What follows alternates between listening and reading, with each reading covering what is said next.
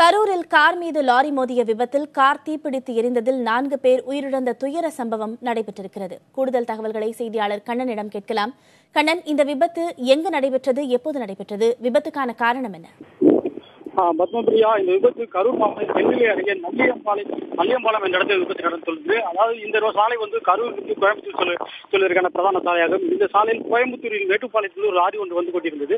அப்போது கரூருக்கு எதிரே சென்ற கார் ஒன்றும் நேருக்கு நேர் மோதிக்கொண்டது. இந்த விபத்தில் உடனடியாக லாரியின் முன்பகுதியும் காரும் ஒரு முற்றிலுமாக இருந்து சேதமடைந்தது.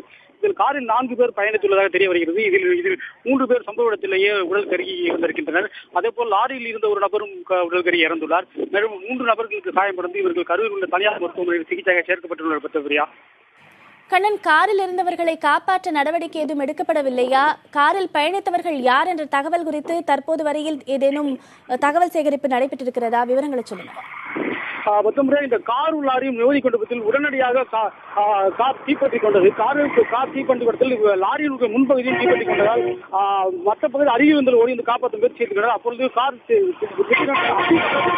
அதிக அளவில் தீப்பற்றி இருந்த காரணத்தால் உடனடியாக அவர்களை காப்பாற்ற முடியவில்லை. இதனிடையே வெள்ளக்கோவில் இருந்து தீயணைப்பு வீரர்கள் வருவதற்குள் இந்த கார் முற்றிலும் இருந்து சேதமடைந்துள்ளது. இதனால் அந்த காரில் இருந்த 3 பேர்கள் கருகி உயிரிழந்திருக்கின்றனர். பத்மபிரியா, கண்ணன், முதற்கட்ட விசாரணை தகவல்களை காவல்துறையினர் பகிர்ந்து கொண்டிருக்கிறார்களா?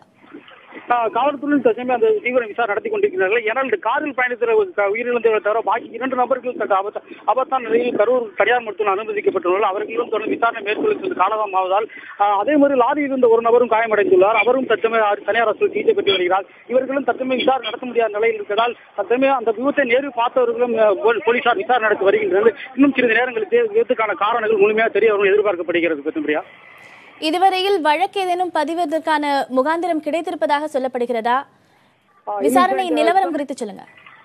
இந்த விசாரணை நடந்து கொண்டிருக்கிறது. அதாவது காரில் பயணித்தவர்கள் 3 பேர் இறந்து விட்ட காரணத்தாலும் மற்ற 20 காயம்பட்டு சிகிச்சையில் இருப்பதனாலும் அவர்களும் போலீசார் விசாரணை நடத்த முடியவில்லை. எனவே தற்சமயம் பொறுத்தவரைக்கும் அந்த விபத்தை நேரில் பார்த்தவர்களும் போலீசார் விசாரணை நடத்தி வருகின்றனர். விபத்து நடந்த எப்படி, எந்த கார் மோதியதா அல்லது லாரி சரணாபாயில் மோதியதா என்று முதல்கட்ட விசாரணை நடத்தி கொண்டிருக்கிறது. ஓரளவுக்கு விசாரணை நடந்து கொண்டிருந்தால் வழக்கு பதிவு சம்பந்தமாக போலீசார் முடிவு செய்துள்ளனர். பத்மபிரியா.